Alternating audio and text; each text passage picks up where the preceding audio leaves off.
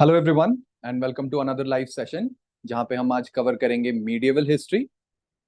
तो medieval history में काफ़ी कंफ्यूजन रहती है लोगों को because it is a jumbled mass of many dynasties and constant warfare, constant tripartite struggle, what is generally known as the struggle between three parties. तो उसका evolution और उसका basis lies in the geography of India. So let us begin to analyze first that what was the basis because of which such warfare was going on between different clans and classes. तो India को generally हम तीन parts में divide कर सकते हैं: the northern region, north, central, because it will only be in prominence for a few instances. इसीलिए जो डिवाइड है north, south, west, that is Deccan and east, in regions में हम डिवाइड कर सकते हैं for the purpose of analysing which dynasties were existing where and what was their core area. तो concept ये है कि हर डायनेस्टी अपने कोर एरिया, और कोर एरिया जहां पे direct control can be extended, direct military rule establish जहां पे किया जा सकता है, और उसके अलावा there is the peripheral region. Peripheral जहां से ट्रिब्यूट कलेक्ट किया जाता था लेकिन direct taxation, direct military attack या फिर टेरिटरी को एनेक्स करने की कैपेबिलिटी नहीं मौजूद थी।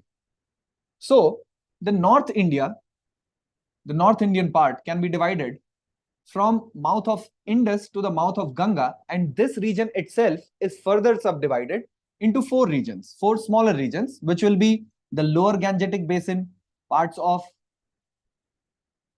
Bihar, Bengal, then middle Gangetic basin जिसको कि हम अवध रीजन भी बोल सकते हैं, then लोअर गंगा यमुना दोआब, आगरा दिल्ली वाला region, and then the western Doab यानी कि पंजाब वाला reason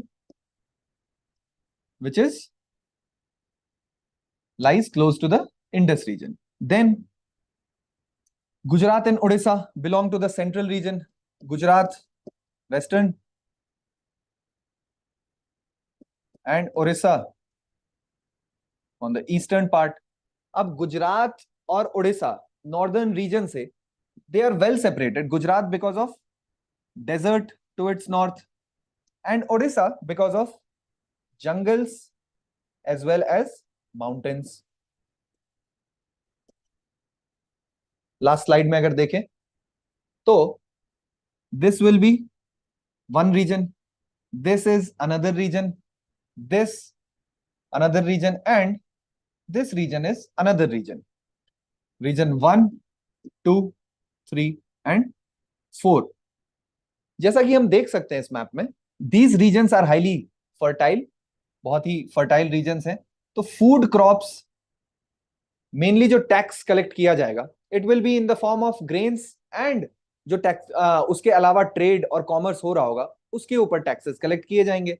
so all these regions they are fertile enough to serve as the core area for every dynasty, for every ruler, और इसके बियॉन्ड आपस में ये वॉरफेयर करते रहेंगे। This region will try to extend its way into the lower Ganga basin, or this region will try to extend its way in these two directions. फिर further देखिए, जो बफर जोन की बात कर रहे थे, तो बफर जोन में जो रीजन्स है जहां से जनरली किंग्स का रूल एक्सटेंड करेगा, तो वो है, या फिर जो उनका कोर एरिया सर्व करेगा, वो है छत्तीसगढ़ प्लेन्स, जिसको कि पुराने टाइम में दक्षिण कोशल भी जाना जाता था। विदर्भ रीजन आज के डेट में महाराष्ट्र में प्रेजेंट है, area around Nagpur, and then Malwa प्लेटू।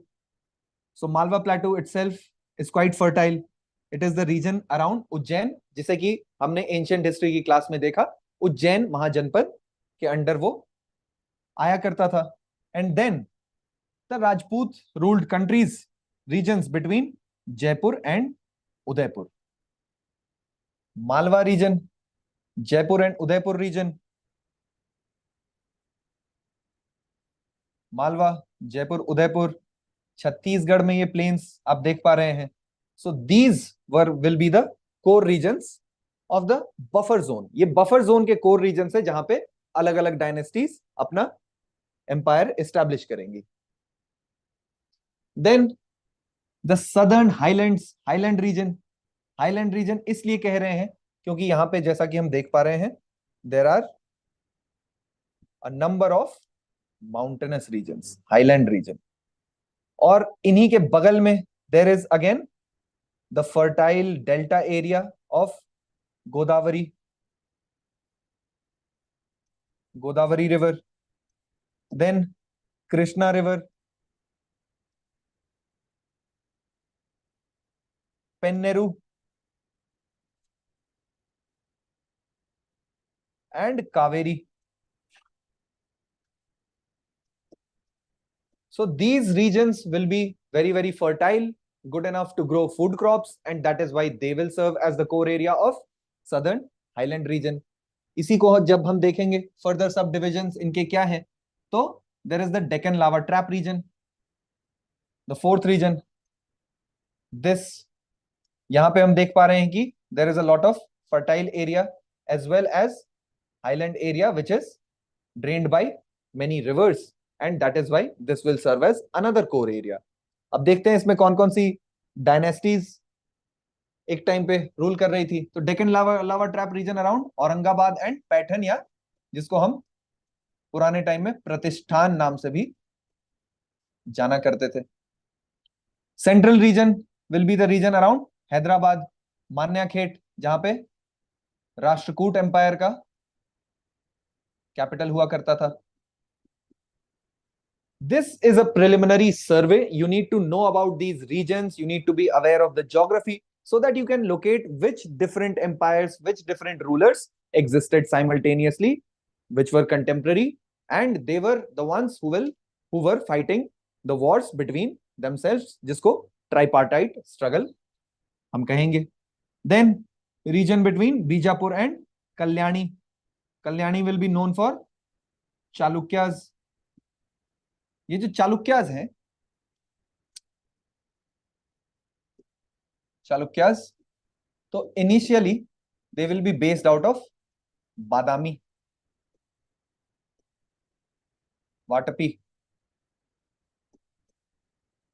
Then there will be Chalukyas of Vengi और eastern Chalukyas.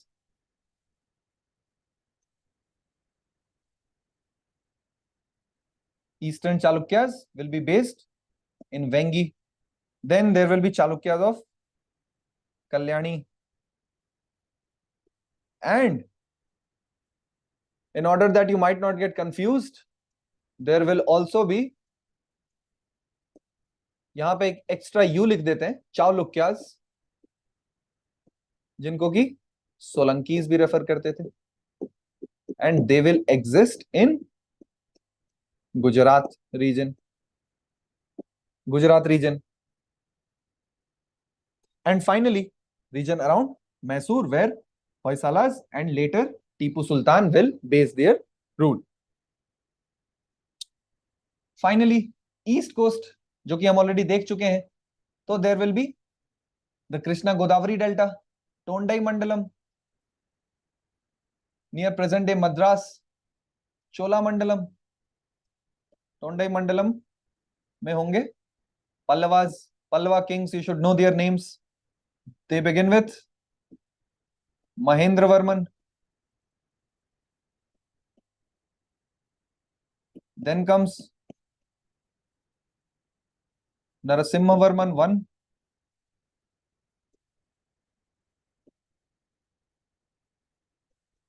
and Narasimha Varman 2. These will be the prominent rulers of Pallava dynasty. And then finally, down south will be the Pandyas of Madurai. So, what we can do?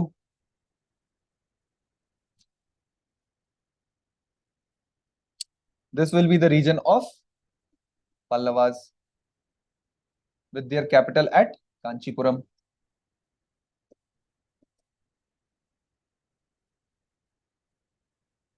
Cholas, earlier capital at Urayur. And Pandyas based in Madurai. And this side, Kerala Putras, Satyaputras, or what are known as Cheras. Now, one important thing that you should remember, all these dynasties, they are known as Sangam dynasties. And it is said that they existed even during the time of Ashok. But at that point of time, statecraft, tactics of warfare, these had not trickled down to the southern region of India, to South India. And that is why these will be very highly localized tribes which did not emerge as empires or a prominent region well known for their empire building process. So they will only become famous after the end of Harshvardhan's rule, after the end of Pulakeshin, and only then they will rise to prominence as major powers, because they will then start invading. Their might will be enough to challenge the supremacy of North, and they will carry on many attacks in North India as well. And that is when they will come out of the shadows of history and be known as prominent powers of India. We should also remember that it was the Cholas in the 10th and 11th century, in the 11th and 12th century, who spread Indian culture to Southeast Asian countries, Indonesia, Malaysia, Myanmar, all these countries, they will be under the hegemony of Cholas. A very recent movie, Ponniyin Selvan, documents the rise of Cholas. So if you want to watch a historical documentary, historical movie, it is not a documentary, it is a commercial movie, but still, in order to glean some facts of history, in order to picturize, you could watch this movie as well. So these are the regions जहां पे ये सारे core areas अलग-अलग empires के function कर रहे थे. Now let us look at some of the travelers and their travelogues. Travel documentary, or what they left behind as the record of whatever they observed. And first of all, we have already seen this in ancient history as part of our lecture on ancient history. इनकी book का नाम था Indica, and it was written during the Mauryan times. He was an ambassador of Seleucus Nicator. So he was present in the court of Chandragupta Maurya.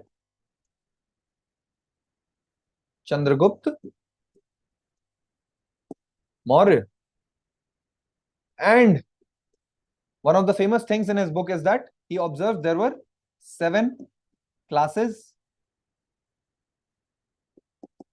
in which society was divided.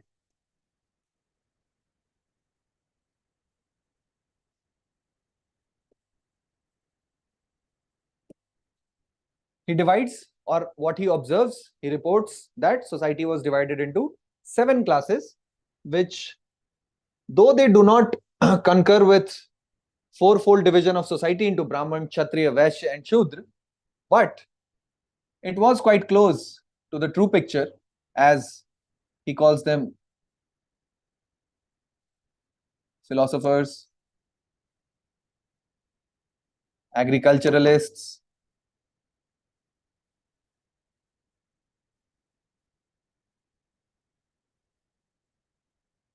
artisans,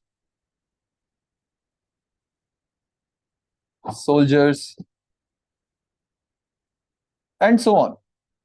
Then there is Fahian. It is written with an X, but that is how Chinese names are.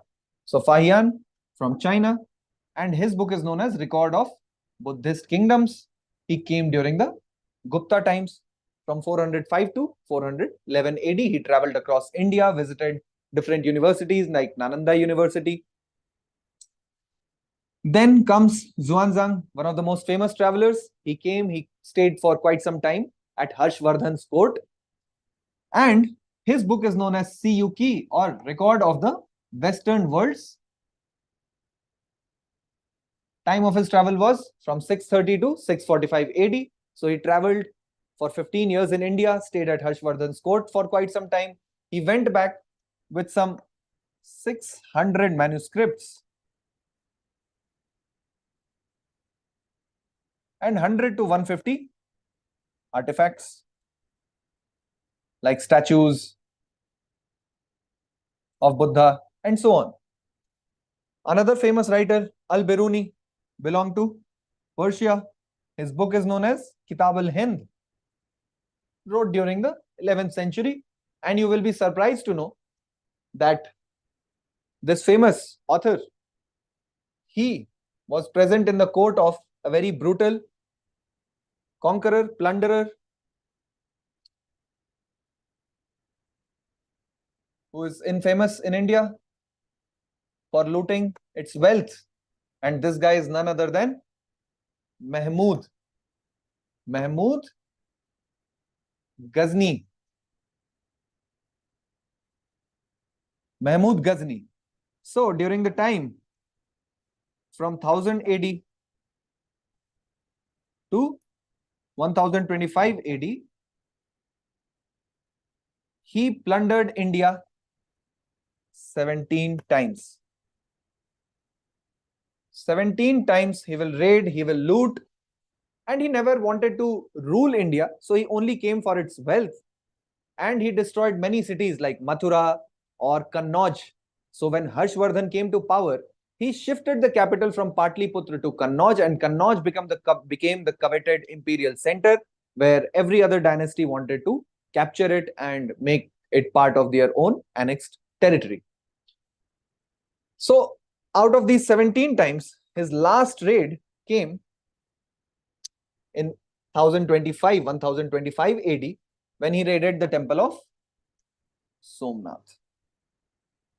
Somnath temple, reportedly 50,000 people lost their lives. 50,000 people lost their lives, and purportedly he looted 6.5 tons of gold. 6.5 tons of gold from Somnath temple. So much that in his back home in Ghazna, from where he belonged, he declared it tax-free for as long as he lived. There was never tax collected again from his subjects. So that is how much wealth he looted from India. And this was the 6.5 million tons of gold was only 6.5 tons of gold, not million tons, 6.5 tons of gold. And this was only part of one single raid that he made on Somnath in 1025. Other times he had looted cities like Mathura, and he will loot Kannauj.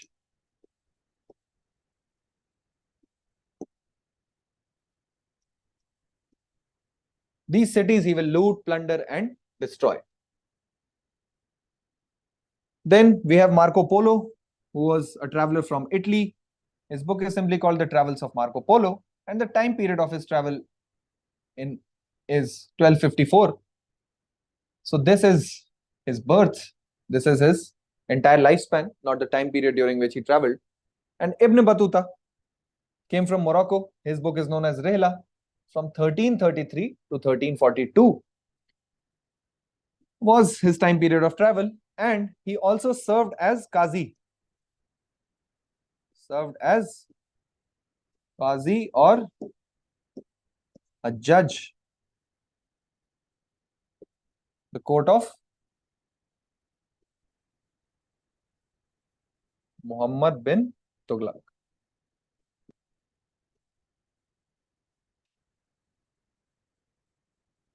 In the court of Muhammad bin Tughlaq, he will serve as a Qazi. Then Abdul Razak belonged to Persia. His book, the name is long, Matla'us Sadain wa Majma ul Bahrain. For a very short period,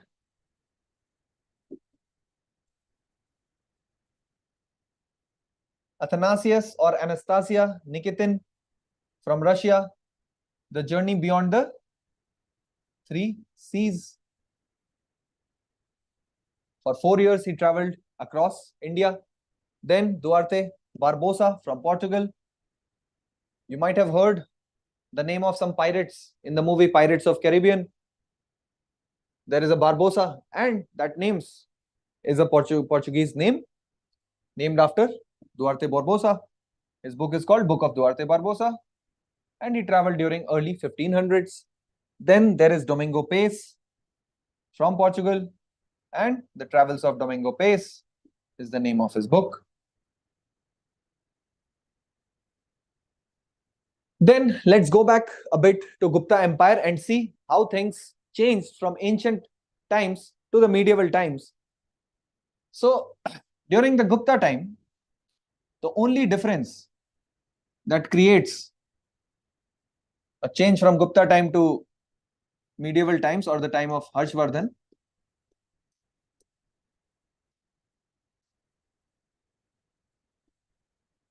that was during Harshvardhan's time, there was lack of direct control. As we have already seen, there was no direct control. He was a powerful ruler, he asserted himself, but there were many Samant. There was the practice of Samant Chakra. As many Samants, as many bordering kings, tributary princes, they attended the court. Bigger became the stature of the Maharaja Dhiraj, or the person in whose court all these Samants they participated. Now here is a brief genealogy of the Gupta Empire, the kings who came one after another. So it was set up by Shrigupt, then his son Ghatotkach, then comes Chandragupta I, from where we generally are aware of the dynasty. Then Samudragupta, greatest conqueror in the world. Greatest conqueror because never lost a battle. And we know about him from Prayagraj Prashasti. Prayagraj Prashasti. Prashasti means a letter of commendation. आज भी जब आप देखेंगे बहुत सारे awards दिए जाते हैं, पद्मश्री, पद्म भूषण, पद्म विभूषण, नोबेल प्राइज, जितने भी अवार्ड्स होते हैं उनके साथ एक सर्टिफिकेट, तो उसी सर्टिफिकेट को commendation for the work you have done, that is what is Prashasti. And in Prayagraj, Allahabad, it has been written about all his military conquests and his glory. Then comes Chandragupta II, also known as Chandragupta Vikramaditya, who is known for the iron pillar in Mehrauli. One cannot be absolutely certain, but the Chandra that is mentioned on that iron pillar is usually ascribed to Chandragupta II, that is Chandragupta Vikramaditya, iron pillar of Mehrauli. Then we have Kumargupta. Kumargupta, you should know his name because it was Kumargupta who gave the endowment for creation of Nalanda University. And you should also know Nalanda University has been in news this year. So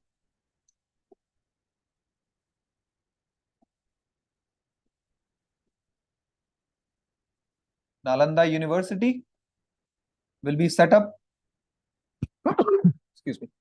Nalanda University will be set up by Kumargupta, and it will be destroyed by Bakhtiyar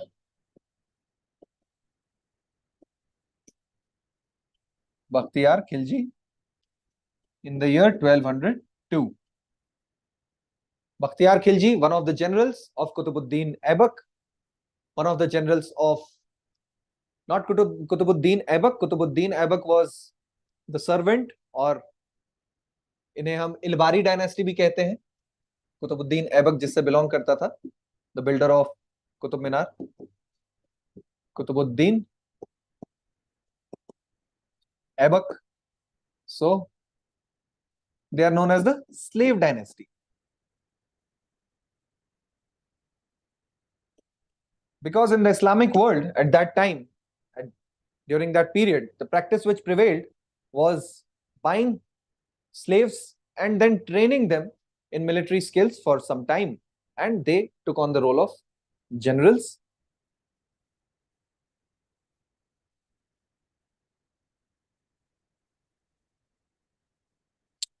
So this Bakhtiyar Khilji, he was a general of Muhammad Ghori. Muhammad Ghori. The difference is Mahmud, the person, the plunderer who came from Ghazni, he was called Mahmud, whereas this person is called Muhammad Ghori, whose generals were Qutbuddin Aibak, Bakhtiyar Khilji, and it was to Qutbuddin Aibak that he handed over his empire of India. And you should also know that it was Qutbuddin Aibak who famously died playing polo in India, and then the empire went into the hands of his son-in-law Iltutmish. Then Gupta period is also known as the golden age of India because of the flourish that was brought by laurels like, or poets, scientists, mathematicians like Kalidas, Varamihir, Aryabhat. These all people existed during Gupta times, and that is why it can be safely called the golden period of India. So Aryabhat, we have seen in last class, he wrote books like Aryabhatiya, Varamihir, known for Panchasiddhantika, Panchasiddhantika, Panchasiddhantika containing all the 5 previous works in astronomy, celestial calculations.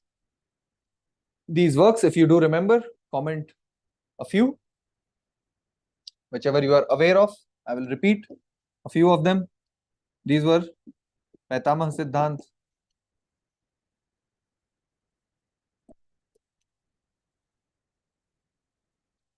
Paitamah Siddhant, then Romak Siddhant, Paulissa Siddhant, Surya Siddhant. All of these were compiled, collected, and brought together by Varamihir. Then in literature, some of the names are Amar Simha, who wrote Amar Kosh, basically a Sanskrit lexicography work. Harisena, known for the Prayagraj Prashasti that we just spoke of. Prayagraj Prashasti. He is famous for this work. Kalidas, we all know of his works, his plays like Malvikagni Mitram, Kumar Sambhavam, Meghdutam. All of these are works of Kalidas. Vararuchi, another Sanskrit scholar, he wrote the book Prakrit Prakash, first book on grammar of the Prakrit language. Then we have Vaishakh Dutt, whose famous book is Mudra Rakshas. Mudra Rakshas. And it is this work that details the story of rise of Chandragupta Maurya with the help of his minister Chanakya. Then there were the beginning, in fact, the beginning of temple architecture in India comes from Buddhist architecture. Buddhists were the first to create open secular spaces and public gathering spaces like Chaityagrah or viharas where monks stayed together. But Indian or Hindu temple architecture begins in the Gupta age, and these are few of the temples: Kanakali Devi Temple, Dashavatar Temple, Vishnu Varsha Temple. All of these temples, they were created during Gupta times. Then I've already told you that Harshvardhan, his empire, the date is 606 to 646 AD. Harsha himself faced a lot of hardships. He had to ascend the throne when he was 14 years old. And his elder brother Rajyavardhan had already been killed, and the emperor of Bengal, Shashank, he had made some conniving plans. He had connived, he had contrived to capture his sister Rajyashri.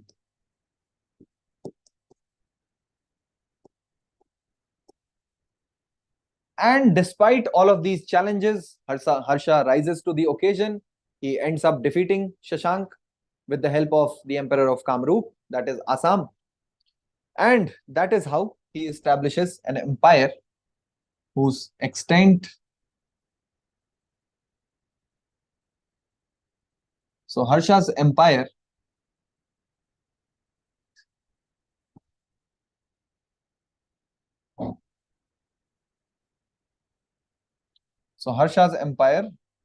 extended from here up to. So this region was very contentious region. There was constant fight between Pulakeshin II, Pulakeshin the second. Him and Harsha will fight constantly. Originally, Harshvardhan belonged to the Haryana region. So Harshvardhan belongs to the Mokhari dynasty. Sorry, the Pushyabhuti dynasty. Pushyabhuti dynasty, and Pushyabhutis, they were based out of Thaneshwar.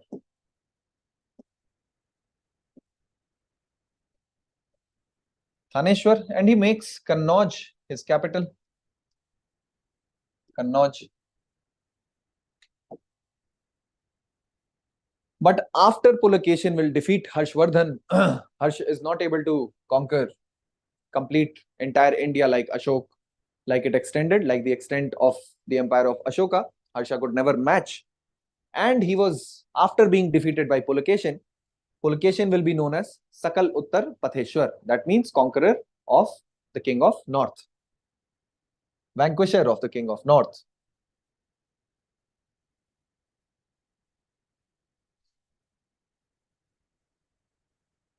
So, as you already know, the central areas around the Doab region. Doab means two rivers, land between two rivers, Ganga and Yamuna. That will be his core area between, as we already saw, Kannauj and Prayag. They were firmly under his control. They were part of his core area. There was a lot of decentralization as well, as we find in the works of Banbhat or Siyuki in Yuan Sang's work. We see that Magad was under the control of Purnavarman, and he belonged to the Mokhari dynasty. It was with the help of the Mokharis. So, Mokharis and Pushyabhutis, they were allies. And this is how you see, this is one of the examples of the fact that he did not have direct control. He ruled with the help of his allies. Of course, they paid a tribute to him, but he could not tax it directly, these regions directly. And that is why we say that the polity had shifted from ancient to medieval times, and the structure was something different from what existed during the ancient period. Then, finally, after the death of Shashank of Bengal,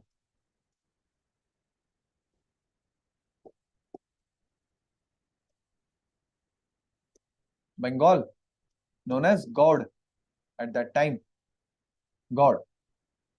So Shashank of Bengal, he will die in 620, and as I already told you, with the help of King Bhaskar Varman of Kamrup, which is also famous for Kamakhya temple, Kamakhya temple. Whenever it is referred to as Kamrup Kamakhya. So Kamrup, Assam, was known as Kamrup in ancient times. Then the institute of Samant, as we have seen already, that was the main innovation of medieval India. And it was through his Samant Chakra that any ruler became bigger. During times of war, the Samants had to provide men, horses, material, supplies, all these things. And that is what distinguishes ancient polity from medieval polity. And these summons, the beginning takes place. Of course, no such phenomenon will occur in one single day or one single year. So it was these pratyant nripatis. Nrip is a word, is a synonym for king in Sanskrit. And these pratyant nripatis, as has been mentioned in the Prayagraj Prashasti of Harishen, they were the border kings who later on came to acquire more power, more influence at a ruler's court, and they were the ones designated as samants in later time. So Samant Chakra will be comprising of how will you subdue these rulers? You will defeat them once and then reinstate them. This was the same practice followed by Alexander when he came to India. So he's supposed to have fought Porus, but after defeating Porus, he reinstated him and won his support, enlisted his support. The same thing will be done by medieval kings after defeating, after subduing a prince, a king. They will reinstate them on the throne and enlist their support. So, titles that we see of any region when they're famous or they're powerful people will be named, then not just the Maharaja Dhiraj, but there will be names of Mahasamants, Maharajas, Mahadandanayak or Field Marshal, Kumaramatya, the ministers belonging to the royal lineage, Uparika, who would rule over a Bhukti equivalent to state in Gupta times, Vishaypati. So Bhukti, Vishay, and Gram. These were the main subdivisions during the Gupta time and continued for quite some time during the medieval period. Then Mahapratihar, guardian of the royal gateway. And this should give you a hint about Gurjar Pratiharas, the Gurjar Pratihara dynasty that existed during 10th, 11th century. And as you can surmise, as you can understand, it will be this Samantization which will cause regular war between different parties. One after one king dies, the other, the tributary princes, the tributary kings, either they will want freedom or they will want to dominate the core area. And that is how erosion of power base will occur and open the doors to constant and frequent warfare. Harsha's empire, you already know, Pushyabhutis of Thaneshwar originally, they belong to Thaneshwar. Then these two books give us the major records of the time, life and time of Harshvardhan. This symbol of Dharma Chakra was the symbol of or motto of Nalanda University. The meaning of the word Nalanda is, Nalanda means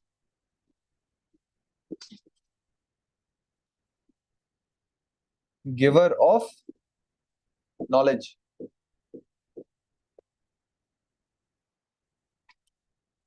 Giver of knowledge. And Nalanda University, because we are discussing about it, we should know that it was a truly global institution. It was a world-class institution and it was a free residential college or university for all these people who came. There was a 3-level entrance exam. The first level happened when the guard posted on the gates of Nalanda, he asked 3 questions to people and himself was a great scholar, as you can understand.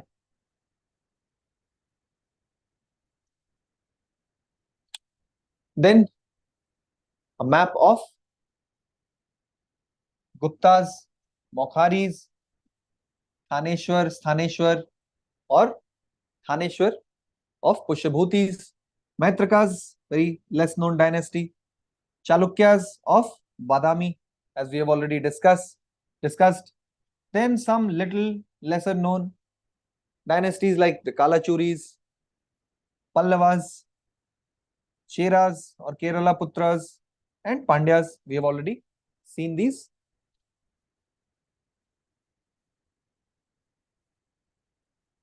Then, as I already told you, because there will be no centralized control, there will be increase in Samantization. Therefore, generally, a tripartite, a struggle between three different parties, will keep occurring from late 8th century to early 9th century.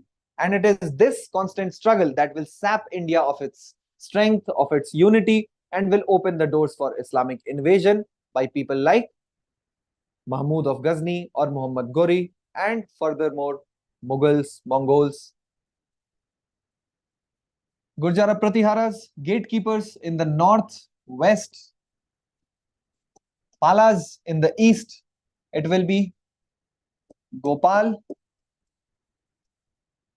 and Dharampal, who will be the last final bastions of Buddhism in India. After the disappearance of these dynasties, Buddhism too disappeared from India, and to a large extent, the decline in the material, moral, spiritual standing of India came because Buddhism, after it left India, there were no more debates, no more discussions regarding people's beliefs. And that is why a sort of dogmatic thinking will enter India, will develop autochthonously in India, and there will be a lot of decline. The dark ages, as we know, will descend upon India. So Gopal is famous for building Odantapuri University. Dharampala will build Vikramshila University.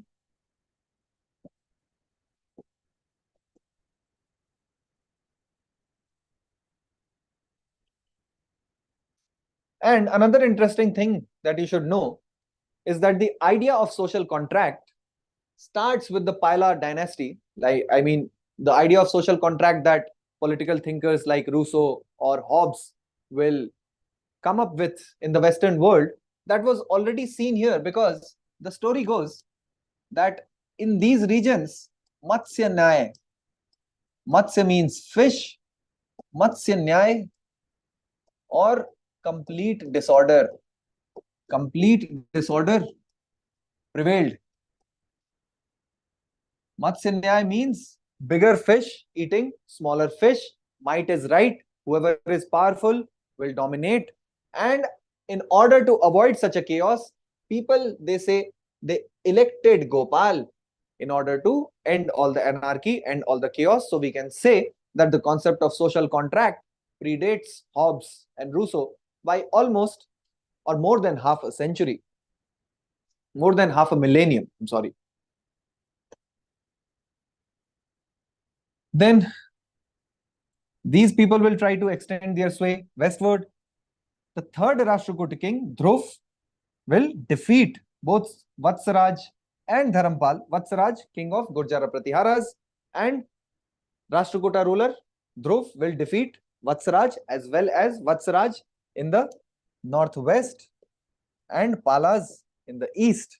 But soon Vatsaraj's son Nagabhat will restore the Pratihara glory. So such kind of tripartite struggle, one person dying, the other progeny of that dynasty conquering, reconquering, and such strength, such strife will continue through and through. And then finally, as we have already discussed, such warfares will open the gates for Arab invasion. But we must know that Arab invasion did not just begin at the time of Mahmud of Ghazni. Rather, it had begun during 712 AD already. A bridgehead was established. Bridgehead, just a point of contact from Syria and Islamic Caliphate regions to India. And it was only up to Sindh. That means Indus had not been crossed yet.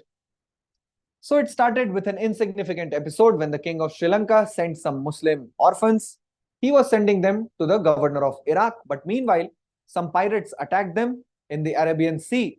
And when the governor of Iraq tells the Hindu Shahi dynasty to punish them, who were based in Sindh, he refused, and that is how this conquest, this attack, it begins. So this was a brief survey of whatever was going on during the medieval times. In the next class, we'll see some details. We'll also look at southern part of India, what was going on there, which were the dynasties that were dominating, how art and culture developed, what all major changes, major shifts happened. We will look at it in the next class. Till then, watch this, make a brief mind map, or be aware of the geographical divisions, the major plains and core regions of India. Then it will be easier to comprehend, easier to understand. Thank you.